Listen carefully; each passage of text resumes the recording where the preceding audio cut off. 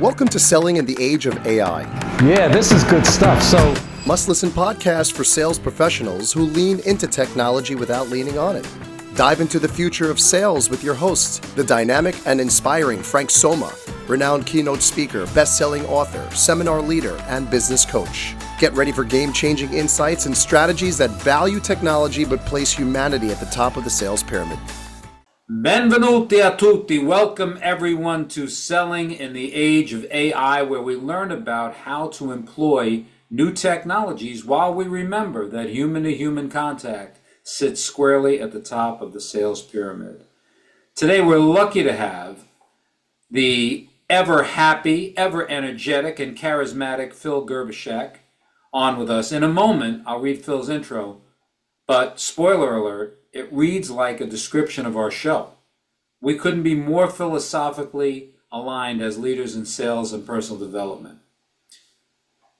So Phil is a dynamic speaker, veteran sales leader, and the happiness instigator. Phil's built his career at the intersection of technology and leadership and human connection, working in roles from VP of IT to top performing sales trainer. He's helped thousands of professionals embrace digital tools without losing their personal touch. That's why you're here, Phil. That's it. And he's on a mission to help people sell smarter and stay human, especially in the age of AI. Phil's the author of $0 Consultancy, the host of the Happiness Practices podcast, and a high-energy force for good in every room he enters. Get ready for a conversation that's equal parts strategy, heart, and straight talk. Phil Gerbyshak, welcome so much. Oh, thank you, Frank. It's great to be here, my friend. Great to be here. So tell us a little bit about, this. I'm reading your bio, and the description reads like a description of our show. Tell me about your feelings around sales, humanity, technology, and the intersections of those things.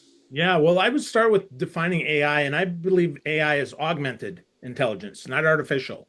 We're augmenting our own intelligence and trying to get better, trying to be more human through, and then automate some of the garbage that we don't want to do. I mean, I think that's the best way to use AI, not to try to be more human because it writes more human, but because it allows us to be more human and more present. So I've been teaching this about technology. I taught that about LinkedIn when LinkedIn came out, taught that about Twitter when Twitter came out, Facebook, blogs, podcasting, you name it, man. I believe in the power of human beings. Human beings are great. They're a great force for good if they want to be. Sometimes they're a force for hiding behind technology. Try to help them get out of their shell a little bit and be more human. Even video, man. A lot of times they're looking down at their belly button. They're like, okay, so I'm going to read this. And it's like, that doesn't work. Look the camera in the eyeball and talk to the camera like it's another person, because it is. Right. The camera is another person. So talk to the human being that's on the other end. Get used to that. So I've got one of my coaching clients, just quick story. Right now, he's learning to do video. And the best way that he's learning to do video is to paint a little picture of me below his camera so that he talks to me. Okay, if that works, fantastic. But whatever it is, maybe you're talking to your kids or your spouse. Maybe you're talking to your favorite client or your boss. Whoever it is, that's who you're going to talk to. That's who you're going to take the time to talk to. And that's where the eyeball of the camera is really important. That's that kind of that fifth eye, if you will, in the conversation that you're having today. I think that's super important, Phil. A big thing to remember. People forget that they're on camera and forget to maintain eye contact. And, if you remember back the Meharibin study back in the 60s at UCLA, and how 58% of our message is body English and 30-something% is tone and only 7% is words. And that's what makes texting and email inadequate, right? That's right. Absolutely. It makes it not enough. So we got to be more. So we can be more human by being more human. It's pretty simple. Yeah, it is. And do you find that this is more prevalent? I mean, of course it's more prevalent today because of the technology, but what about the attitudes of people that have come into business? Let's say you've only got 10 or 20 years under your belt in business. Is that a different attitude than folks that have 30 or 40 years under their belt?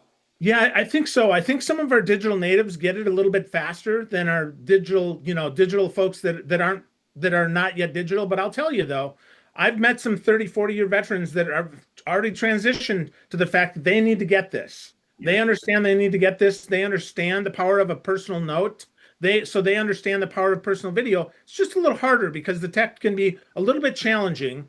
And sometimes they don't have someone who's willing to hold their hand, and they're not willing to raise their hand and hire a coach. So I would say absolutely it's possible that they can be even better because they're already good at the P2P, as you call it, right? The person to person, Yeah. they're already good at that. They just got to embrace the tech and they can do great. I once read that if you and I go to dinner and our phones are on the table face down on silent, they are a 25% distraction of our attention or something like that. So do you feel like it's more acceptable to have that distraction today? Or do you think the tide is turning the other way? Like what's your feeling out in the world in terms of technology distraction taking away from human-to-human contact? Well, I think people are less apt to call it out because it is quote unquote more acceptable. But I would tell you, you want to stand out, put the phone really far away. Both of you put it away. Don't even think about it. Put it in your pocket on silent. Because if it's in your pocket, it's going to look like you're playing pocket pool if you're going to grab it out. So you don't want to do that. Instead, you want to, put it in your pocket and don't stress about it. Now, that being said, I would also encourage folks to have one ringtone for that special person in your life that's super important. Not a customer, not a prospect, but that one person, because if emergencies happen, you want to know that you can answer it. I think that's the challenge now, is we think that, oh my gosh, if there's an emergency, people can't reach me. So I always got to look for that emergency. No, I've got a special ringtone set up for that special person in my life. And when that phone vibrates in that way, I know that that's the person that I've been waiting to call. So I'm gonna grab that. So really important. Acceptable though, I think it's more acceptable to be more human and more stand out. You can be certainly more of a standout person if you just pay attention. I mean, like we're gonna have this podcast. I'm not gonna look at my phone. You're not gonna look at yours. But I know that there are people that come on my show that, oh my gosh, I'm gonna look at my. I don't think Phil's gonna notice. Well, yeah, I notice. It's pretty obvious, and so do people notice. So yeah, I would say acceptable is maybe not the right word, but it's more used to it, right? We're more used to it. Back in the old days, Phil, when I was managing a big sales team, I used to make a point of when somebody came into my office, instead of turning away from my computer, I used to reach up in view of them and shut the laptop and turn my desk and look at them. And it was my way of putting a stake in the ground and saying, this is your time. And then if my phone rang on my desk, I refused to flinch. I wouldn't look at it. I wouldn't look at the screen. I keep looking at them. And they would get uncertain and go, do you have to go? I go, no, this is our time. And I would just stay locked. And it served me super well. A, because I was present and I got to understand people. But B, it also brought my stock up with the folks that were working for me because they felt valued, like they weren't just there and I was paying attention to other things. Yep, that's right. And it's so interesting that little thing that you did is really actually a super big thing. Because being present with people is the best gift we can give them. Just be available for that person, just one-on-one. Let's have a conversation. I can tell you, I didn't have a laptop. I was in IT before laptops were a big thing. So I would actually shut off my monitor and I'd forward all my calls to voicemail so that I wouldn't get interrupted. And you'd be surprised at how many people were like, wow, your phone never rings. I'm like, my phone doesn't ring because I stopped it from ringing. Not that my phone isn't ringing. I know it is. My voicemail's probably filling up. It's not that I'm unpopular. That's right. Yeah. Yeah. It's not that people don't want to talk to me. It's that I'm making sure that I'm here with you. Really, Right. really important. And I think people miss that way too often. They find themselves stuck in Slack hell. Oh my gosh, there's a notification going off. I better respond to it. Right. No, stop. Shut off your notifications. One of the managers that I coached, the biggest thing that I told him is connect your calendar to your Slack so that when you have a calendar appointment, your Slack doesn't go off. He's like, you can do that? I'm like, yeah. He's like, and people don't expect you to respond? I said, not if you don't. Right. People don't respond when you're in the meeting. Right. Spend the time with the person you're in the meeting with. Let people know. And then again, give them the one alternative. If they need to, maybe they can text you or maybe they can do something because they want to know you as a leader, you want to be secure that if there is a fire, you can handle it. Okay, great. Give them one way of contacting you. Right. That's fine. But the rest of them, come on now. Be present, man. Yeah, I think it matters a lot. And in the world of professional selling, when you give all of your attention to somebody, when I coach salespeople, I say, look, I get the technology. I understand that you take notes on your phone. So what you need to do when you come in a meeting with me and you want to present your products to me and you're having the sales interview, first thing you want to say is, hey, Phil, great to meet you. Thank you. Listen, I take notes on my phone. Is that okay? Otherwise, I'm going to think you're texting That's right. when you're looking down at your phone. So I see that in meetings, etc. And people often, like you said, Phil, they'll like look down at the phone and think that you're not noticing it. And I said to folks that I'm coaching, can you imagine 50 years ago if you and I were talking and I said, hey, hold on one second, I just have to write this letter. And I took out my notepad and my pen and I wrote a letter to somebody. Can you imagine me doing that? And they're like, oh my God, Frank, don't be ridiculous. I go, well, what's the difference when you say, hey, I'm sorry, just let me send this text message? We're talking. Put the phone down. That's right. Yeah, be present, man. Be present. That's so important. And I love that you relate that to writing a letter because ultimately that's how much of a distraction it is. It's like, okay, hold on. I got to read it. Now I got to respond. Now I got to refocus again. That's horrible. That's horrible. That's bad etiquette. And it's not good for the flow of the meeting either. It isn't. You know, if you want to be a charismatic person, somebody who's well thought of, well trusted, depended upon, and in the world of professional selling today, you know, a lot of the consumable goods are going to go the way of AI, as well they should. If I can point and click my way to it, that's great. But if you want to separate yourself from that in professional sales, there's still a huge marketplace for you. And what you have to do is be great at that one thing that AI can't be great at, and that's human-to-human interaction. That's what you and I are talking about, how to be better at that. That's right. Yeah, that's the key, man. That's how you stand out in today's AI world is you be more human. Absolutely. Yeah. So think about for a minute, Phil, who are the greatest, if you think about a couple of the best sales professionals that you've met, and what do you think it is about them that made them, you know, get to the top of the heap? What kind of characteristics can you remember about those folks? Yeah, well, first of all, they're really good at preparation. So they don't waste the time of the prospect. They spend some time preparing. They ask really good questions, questions that are much deeper than, so tell me what keeps you up at night. Right. They know what keeps people up at night. So they're like, so, you know, when I'm talking with a lot of the people that I talk with, this is what's challenging them. Is this challenging you as well? Right. You introduce that. And sometimes the answer is no, and that's okay. But a lot of times the answer is yes, because a lot of people are a lot alike. We know that. We don't want to lead to the product, or with the product. We want to kind of lead to the product. We want to talk about that. They're really important. And then as we think about that, one of the other features is that they do a really great job at follow-up. Follow up with the action items. Here's what we talked about. Here's the next steps, because they always keep the ball rolling. And then last but not least is that they're just tenacious. They're not going to give up, right? They're going to be resilient and tenacious, and they're going to keep going. That doesn't necessarily mean that you're going to send the same darn message 25 times, but it does mean that you're going to send more than one message. You're going to send a couple messages, try to get a hold of people in a couple different ways. You might send them a LinkedIn message. You might send them a text message. You might send them an email. You might send them a Facebook ping, whatever. I mean, hopefully you've gotten to know your prospect well enough that they trust you on these platforms so that you can communicate with them. And the goal is to really be valuable, That's the last thing that I would say for these folks is that they know their industry and they know their product really well. So when they talk to someone, they know how their product fits into the industry. And that way they know how it fits in the prospect. So those are the big things that I've found make the best salespeople.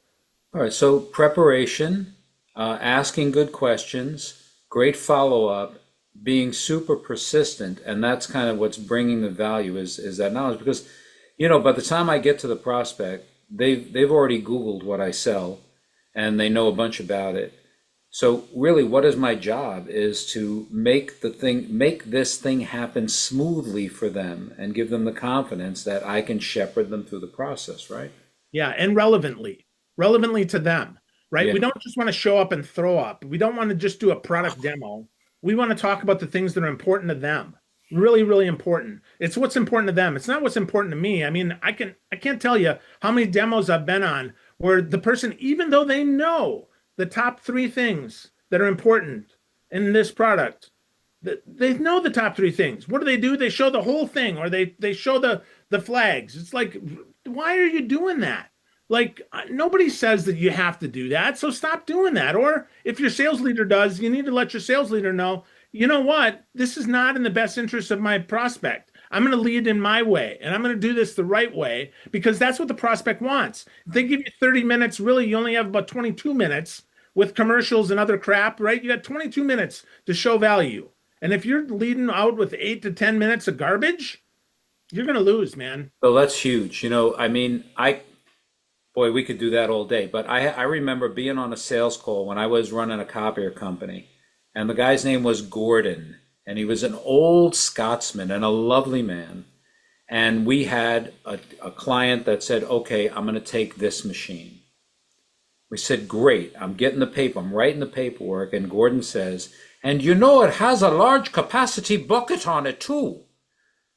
And when we got out of the call, it went well, we got the signed deal. But I said, can you imagine, after the fella said yes, you said, and it's got a large capacity paper cassette, and the guy said, oh my goodness, I had so much trouble with one of those large capacity things years ago, forget it. Can you take it off?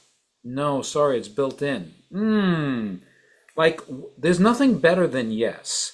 And I think the way that I'm relating that to what you're saying is, you got to ask good questions and answer those questions and then bring those answers, as you said, obliquely around to your product and services, right? You want to connect those dots, but don't present things that somebody hasn't asked about.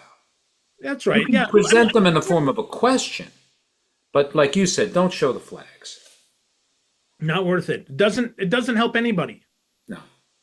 No, you got to sell to need. So if you decide that, one of the services that you're selling is that you customize your sales presentations when you're working to a big group. So you can say, all my sales presentations are customizable, or you can say, hey, Phil, do you think that the requirements of your company's sales team are kind of vary from some of your competitors? Do you think you guys are unique?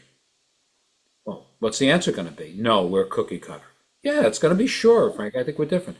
So if somebody were able to do a sales presentation for you, would it be important to find out some of those differences and maybe we could tailor the presentation that way? Well, sure, Frank. Oh, terrific. Well, one of the things that I do is I customize for each thing. It's not good, right? That's what we want to get to. You got to ask questions to bring somebody to the need, but don't just lay out all the features, man. That's crazy. That's just showing up and throwing up doesn't work. We're wasting time. So, because they've done the research and they know what's 5 to 7 features that are most important to them, probably 3 to 5, right. And they just want to make sure that they're real, that it's not vaporware. Really important. So I think it's so important, and we narrow that down, and then we personalize to each person that's in the demo with us. So we might ask questions. So Frank, you mentioned that it's this for you, but I haven't heard yet from Sally over here. Sally, what's important to you? Right. What do you do?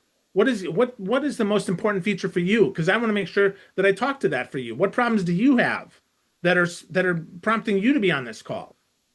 That's awesome, man. Get people included, because oftentimes that person may be a greater influencer than you know.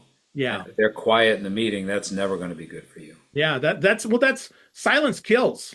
If somebody isn't talking, that means they're probably shaking their head no inside. So we want to make sure that everybody gets a chance to get their feelings out there, get their needs out there so that we can actually address them on the call. I want to be able to address them now, not in an email. I want to get their energy and their emotion high so that they know that I care about them. Because if I'm a good seller, I care about everybody. I don't want to sell to just one person. I want to sell to the whole committee. Really important. Yeah, and I think it's super important to know when it's not a fit. So I want to ask those questions, but I encourage salespeople that I coach all the time to say, you've got to have a huge pipeline, if for no other reason than to not put a square peg in a round hole. That's right. What gives you the ability to say, hey, I don't think this is a good fit for me, is that you have 20 other things working. If you have nothing else working, you're desperate, and desperation just stinks, doesn't it? Yeah, that commission breath is awful. Yeah. Oh my God. Bad stuff. Yeah, people know it. And they sense it on you, right?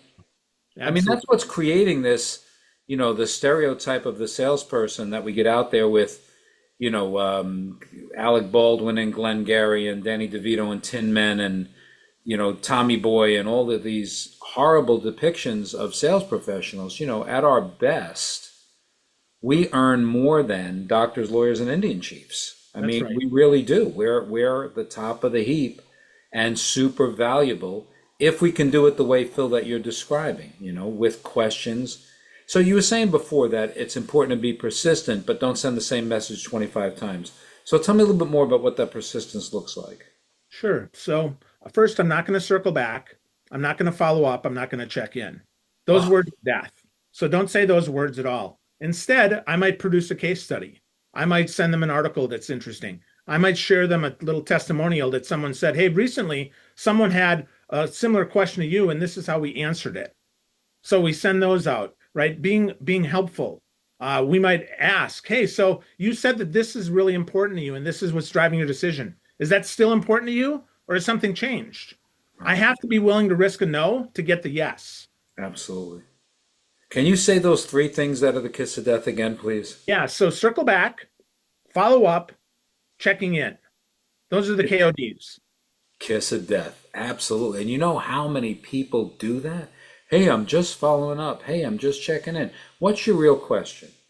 Right. Would you like to go forward with what I proposed to you? So then ask it.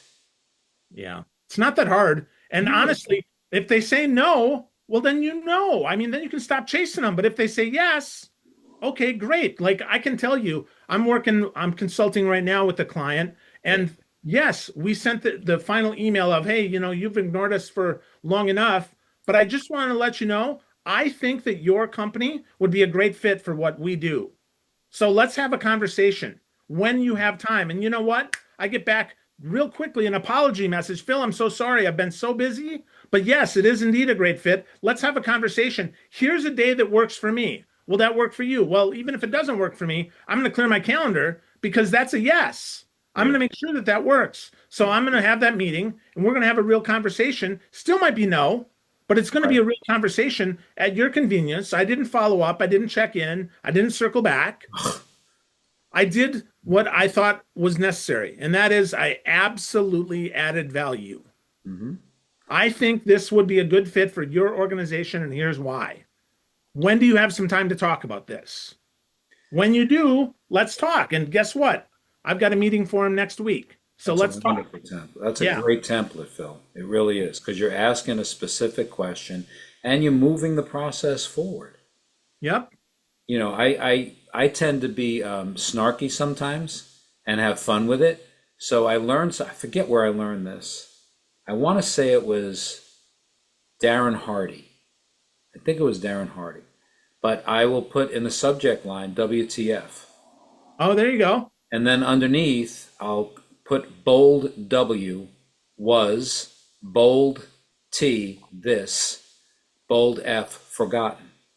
Oh, there you go. When you open the email, because right away you WTF, they're like, they're going to open that sucker up because they want to give you a piece of their mind. Then it says, was this forgotten?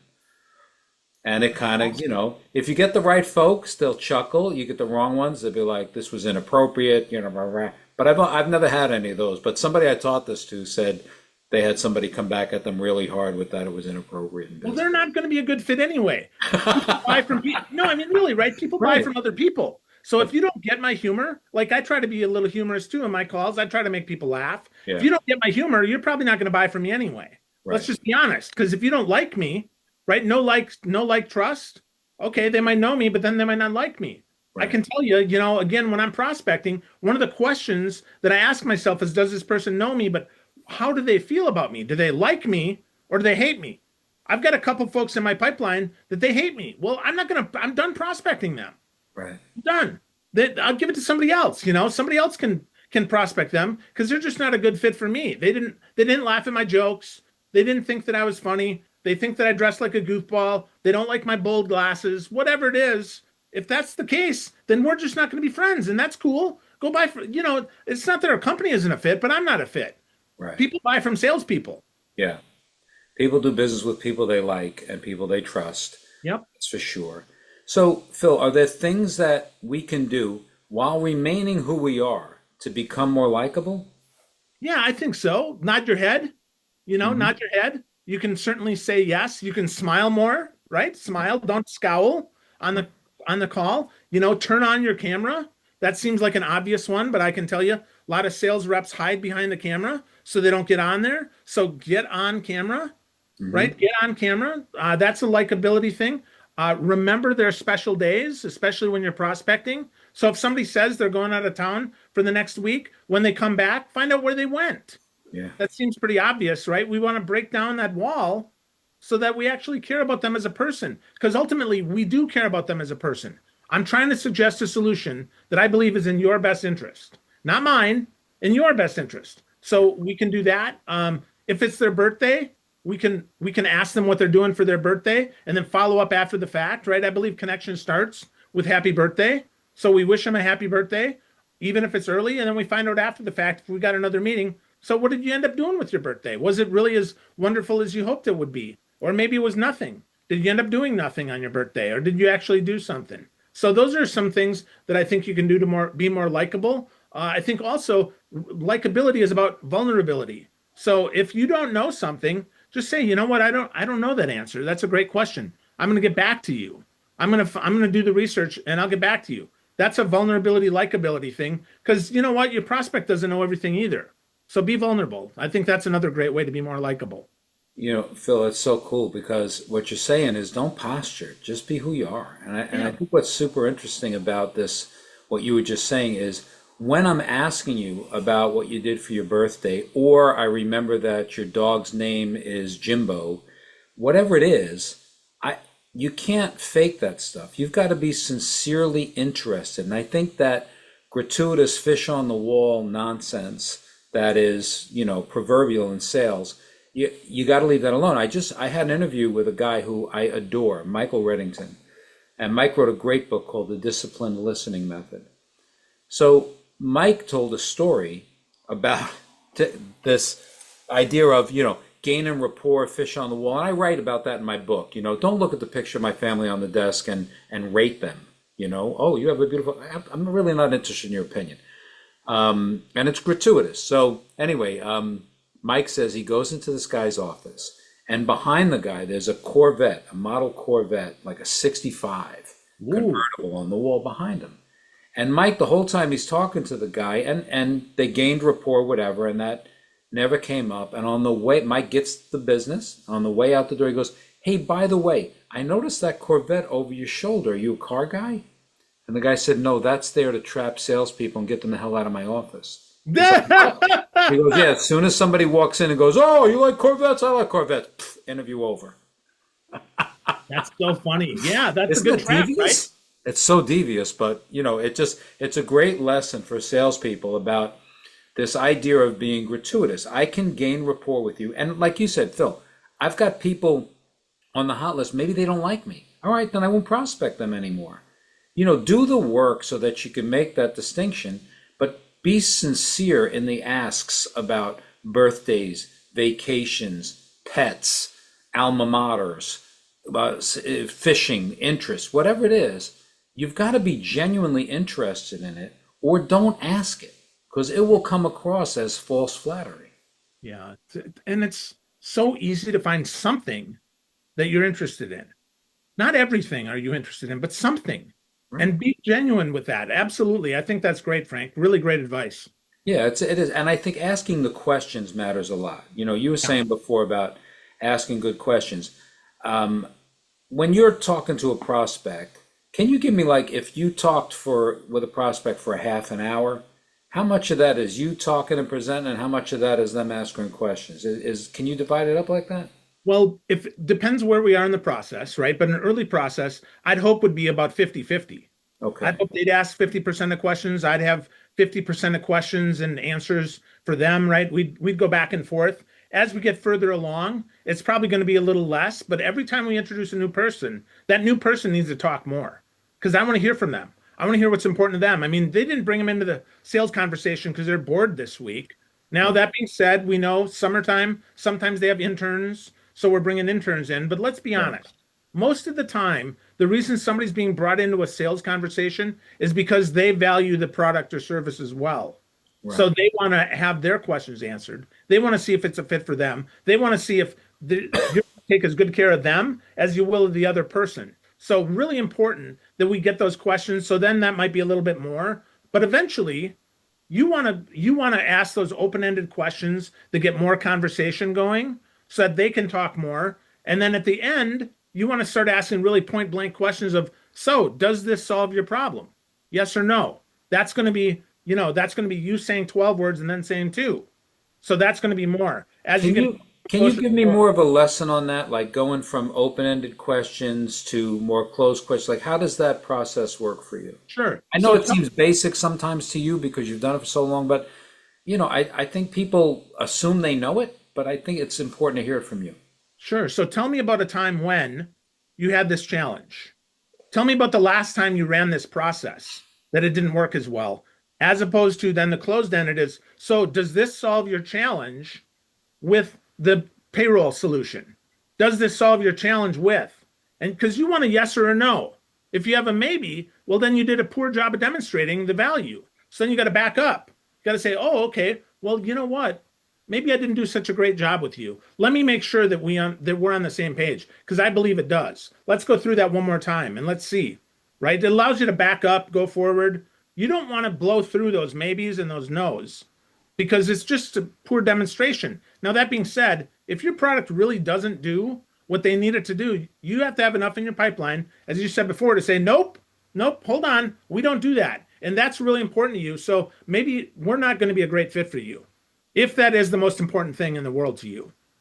Yeah, and I think people respect it when you can come out and do that. So this idea of asking open-ended questions, and you started with, tell me about a time when. That's a great way to ask a question. Tell me about a time when, to lead you into a good product discussion. Or the most recent time when, right? Okay. The most recent time when, because I don't want to hear about your problems from 3 years ago. I want to hear, because this really what I'm trying to get at is, why are you on this call with me? Like, why did you take my call? That's really what I want to know. Because you didn't take my call 3 months ago. You didn't take it the first 11 times that I reached out. Why now? What's hot right now for you? And maybe you could even ask, so, you know what? I know you've been busy for the last 3 months. What's changed that right now is a good time to talk to me? You can ask that question. That's a great open-ended question. It's a great question. I've even challenged people when I've been, like, sometimes folks are so holding the cards close to the vest because, there again, I'll mention Mike Reddington, as Mike said, that, your client has been Mirandized. They know anything they say can and will be used against them to close the sale. That's right. So they tend to not want to say something to you. So if somebody says to me, oh no, my service has been great with my existing vendor and everything has been great, then I'll literally say to them, so why am I here? I mean, it's so lovely to meet you and I'm happy to be here. If you're looking for just a competitive price, I'll bang that out for you. Are you looking to change? If so, there must be something wrong with what you have. Yep. And just be plain, but be polite. I think being polite matters a lot. I think Anthony Steers. I don't know Anthony. So Anthony's a guy from the UK. I met him through the same network how I came in contact with you, and which was through Jane Atkinson originally. Yep. And Anthony talks about just being polite. If you're polite, you can ask almost anything. Yeah. Be polite about it, and it's an important aspect. And some of that's getting lost. A lot of it is. Yeah, in digital. A lot of it is because they tell us not to say please and thank you to ChatGPT, which means we forget to say please and thank you to the people that matter most. I read an article this morning that said please is almost gone. Yeah. Almost gone.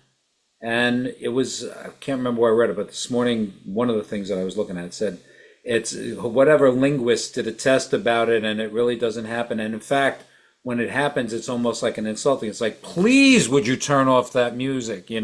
That's mostly when it gets used now, when it's not kind. And when you were, if you go back when I was a kid, however many years ago, what's the magic word? Yeah. Please. Yeah, bang, right? Yeah, you get smacked. I know. Those days are gone, I think. I think so too, Frank. Unfortunately. I think people are parenting much more gently than what had been done in the past, Yeah, I agree. But Yeah, it's amazing that being polite and then asking plain questions and Phil, you've got to be true to yourself, right? You've got to be who you are, and they're either going to like you or they're not. Yeah, authenticity goes a long way. And authenticity is bandied about, oh, that means that I just have to be, kind of who they want me to be. No, authenticity means, yeah, be who you are. Right. If you're a jerk, okay, be slightly less of a jerk. But certainly, if you're direct, then be direct. That's okay. There's nothing wrong with that. I'm direct. I'm going to ask the question. I'm going to tell you straight up, like, what's up? I don't sugarcoat stuff. I'm not going to blow sunshine up your skirt. I'm going to tell you the truth. Right.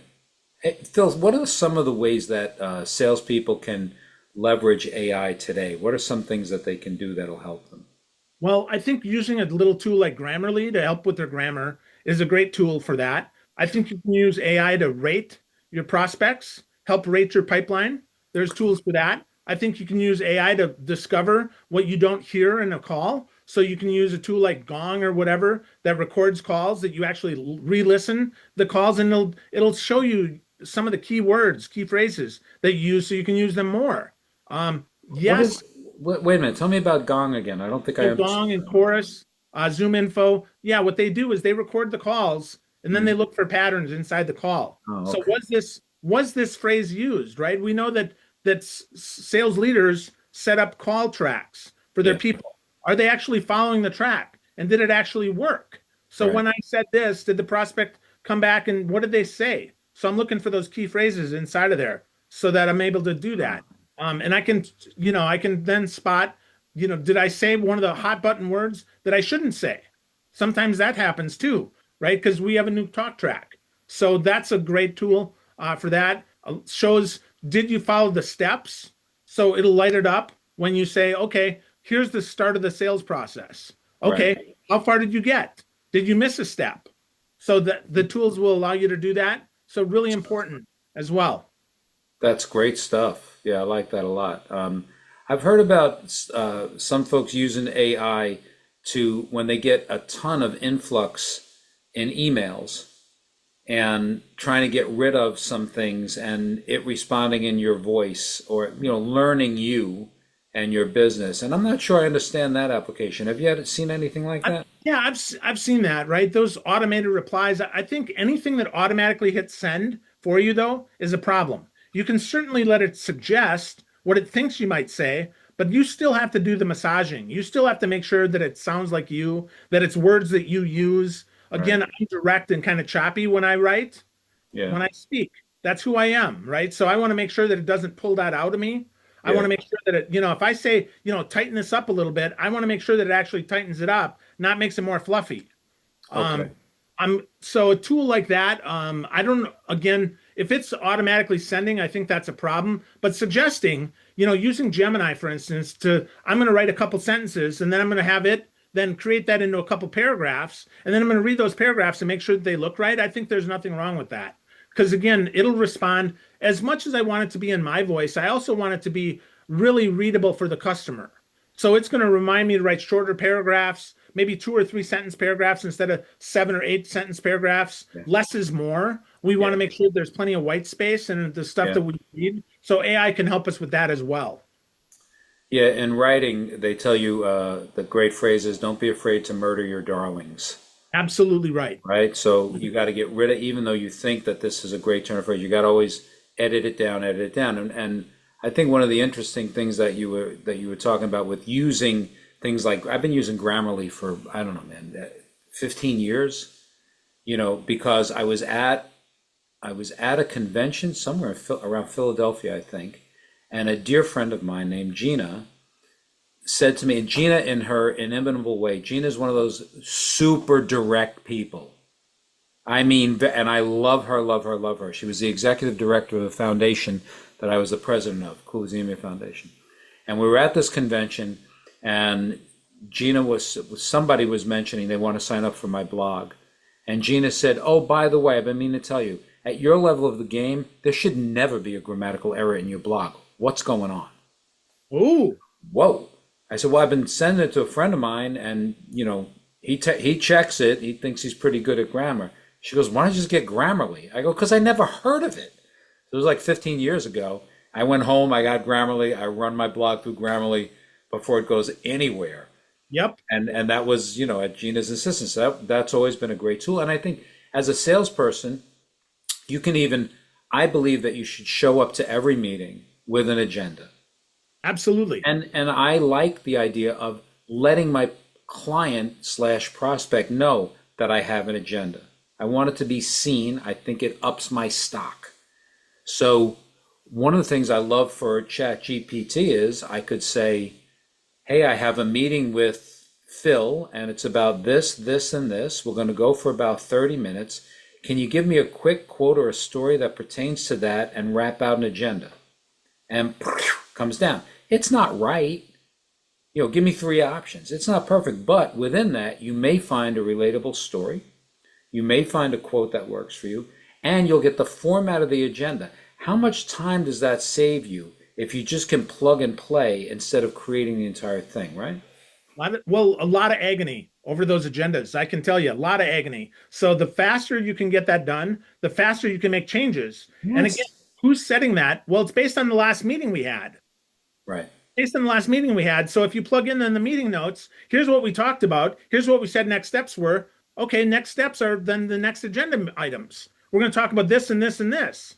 Yeah. And of course, if everything goes well, then we want to talk about pricing. Okay, fantastic. And if it doesn't go well, then we won't get to pricing. That's okay too, right? We want prospects to know that at some point, what questions am I going to answer for them so they don't even have to ask them? Because often it's uncomfortable for them to ask about pricing. So Right. you don't want to put them on defense. Let them play offense. Hey, I'm going to talk about pricing. It's going to be here. Or do you need me to move that up sooner? And what do you need? Right? Here's what I think we need to talk about. What do you want to talk about? Again, then we can co-create that so we get buy-in from both parties. Yeah, I mean, the AI component for coaching has become so valuable. If I'm on, and even for your podcast, right? Think about when you started podcasting, whether it was you or somebody on your team, somebody had to listen to the podcast and then understand what time things happened and then create the show notes. It was hours of work. Today, Fred Fireflies it's like that. It comes in, you make a little massage to it, you got your show notes are done. And when I'm coaching somebody, before the next meeting, I look at my AI synopsis of the last meeting. And like you just said, it says, this happened, he said this, you said this, they said this, they said this, and these were the next steps agreed upon. I'm like, I'm ready for the meeting that fast.